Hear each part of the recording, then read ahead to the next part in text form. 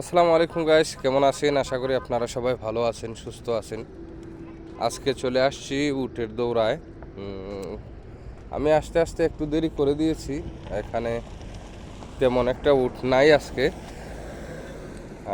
কবুতর দেখতে পারবেন, কারণ এখন উটের রেস অলরেডি শেষ হয়ে গেছে, যে কারণে আপনার এখন উট তেমন হয় না।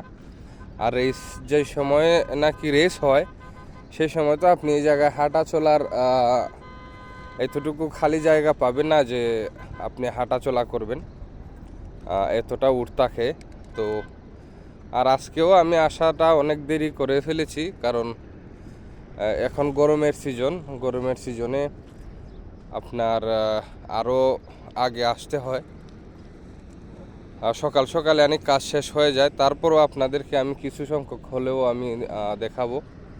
আর এই যে কবুতর দেখেন, এখানে কবুতরের কোনো সীমা নাই। অনেক অনেক কবুতর ওই দিকে রাস্তা পর্যন্ত, এই যে ওই দিকে রাস্তা পর্যন্ত অনেকগুলা কবুতর আছে।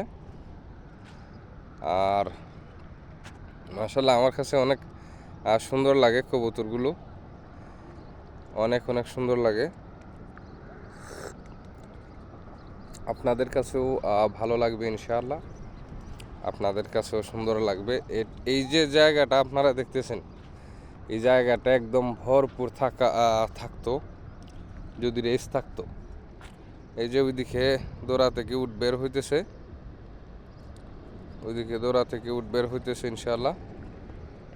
এই যে উটের লাইন বের হইতেছে দৌড়া থেকে। এটা যদি রেসের সময় থাকতো,